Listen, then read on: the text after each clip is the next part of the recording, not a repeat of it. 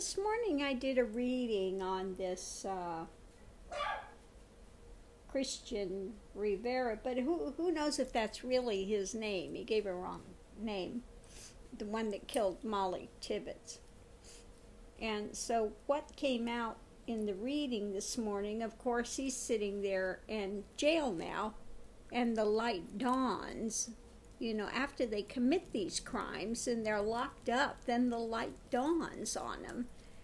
You know, his world is crashing down. It's imploded. He's thrown away all his opportunities in the world. All the opportunities had, he's thrown them away. Crash and burn now. Okay, what's going into it? Yeah, now he's afraid. You know, now he's afraid of what's coming. He's afraid. The big club is coming. Okay? So he's sitting there now with all these fantasies, all these dramas going on in his mind. Fear mode. In absolute fear mode now. Underneath of it, he knows judgment is coming. Okay? And that is really knocking his balance. He's trying to maintain some sort of balance. See, he's excuse the expression, he's basically scared shitless. When I die, he knows. It will be weighed, it will be judged, it will be, you know, it will be meted out. Above it, justice is coming. You know, and you know, that's basically his life is going to be there in the jail cell. He's going nowhere. Okay? He's going to die there. And these swords are above him, and he can't move. Okay? On the other side, he knows he's thrown away all of his happiness. Everything he's thrown away for what he could try to get away with. And he knows now he was an absolute fool. So, you know, they do these crimes in a moment of an opportunity. They don't think about the consequences of what's going to come up. And once they're caught and they're sitting in jail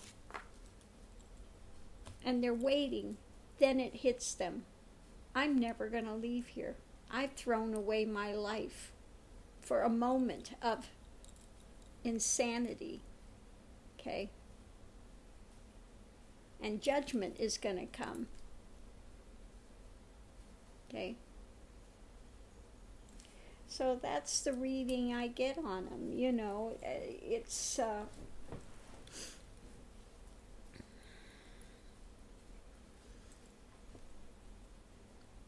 this thing that he says about you know, I'm going to see what comes up with that. He says he blacks out. He puts it out. He blocks it out. He said he does it consciously, though, that he blocks it out.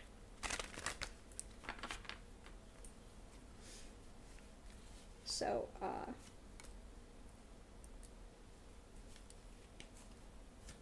let's see if we get anything on that.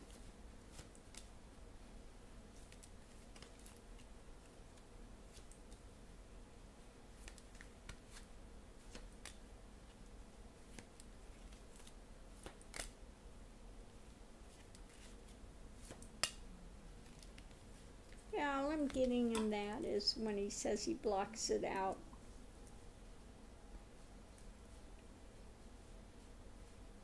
That he, you know, he's got himself on his own throne here.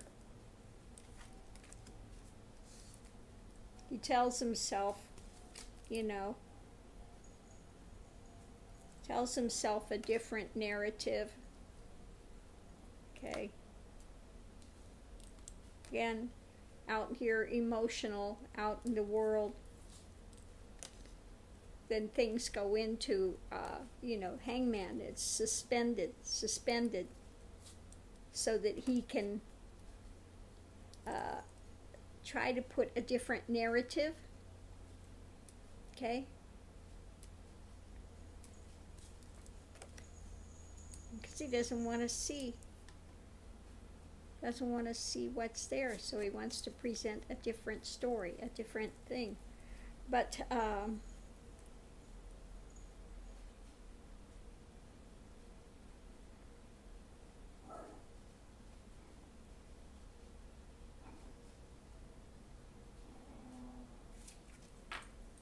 yeah, I don't get that he blacks out. I don't get that he I think he just tries to convince himself on a different narrative. Okay?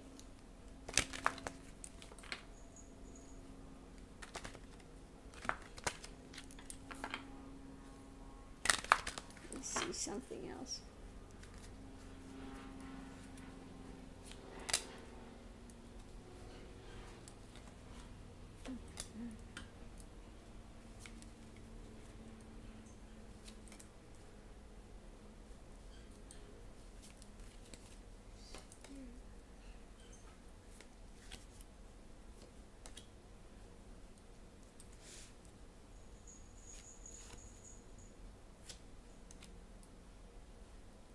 Looks like something, maybe he has these blind rages. Something is coming back from his childhood that's influencing it. Something coming back from his childhood. Okay, that's consuming his world.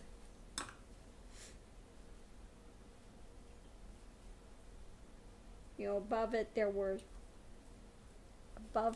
were he was in conflict. Underneath of it, he was depressed, not happy.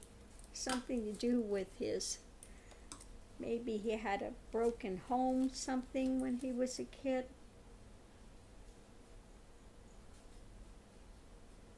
Something to do with a woman. Something to do with a woman. Yeah, he's got a problem with women. Got a problem with women. Strong women. He's got a problem with strong women.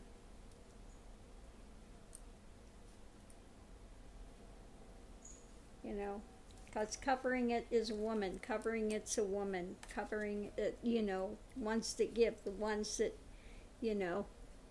and when the strife is there above it, he wants to leave the situation. He wants to look somewhere else. He doesn't want to see it. He turns, it's like he's not looking at the situation. He's got his back turned.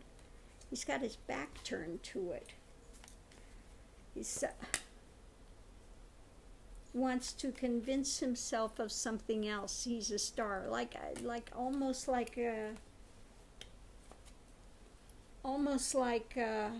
playing a part, like it's fantasy, like it's not real, and so he can abdicate. He can leave from there.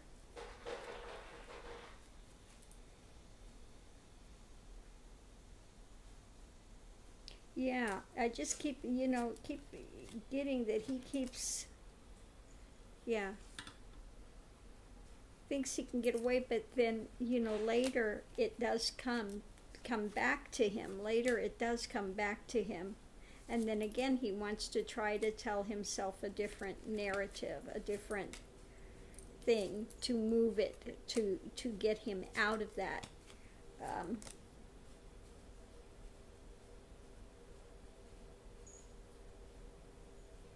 Yeah, multiple sharp force in yeah.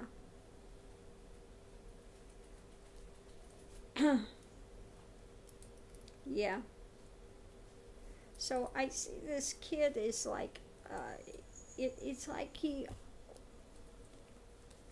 loses like touch with reality into sort of a fantasy thing, almost like a fantasy. Yeah, like some sort of a fantasy thing. So just very,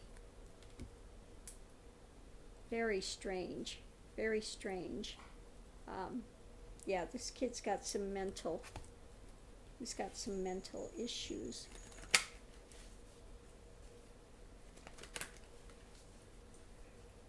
So I'm going to leave this here. But like I said, right now he's sitting in jail and he knows he's thrown away everything. And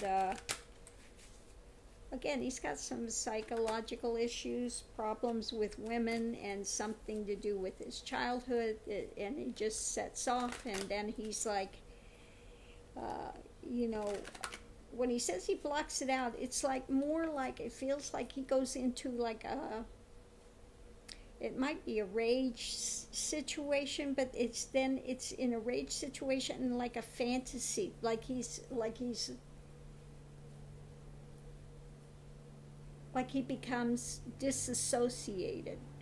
This feeling of being disassociated, like it's acting on automatic pilot and acting, and is he fully aware of it? Is he?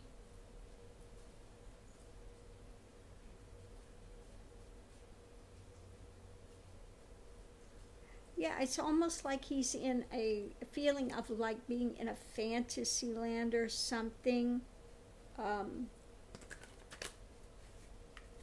disassociation with it.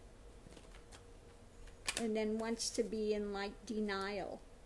He wants to be in denial.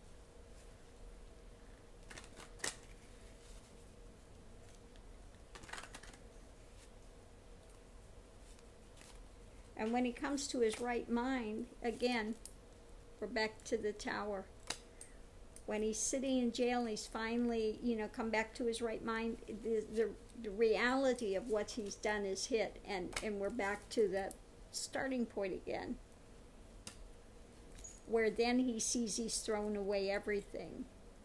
Okay, so it's like when he flips out, like almost like automatic pilot, disassociated.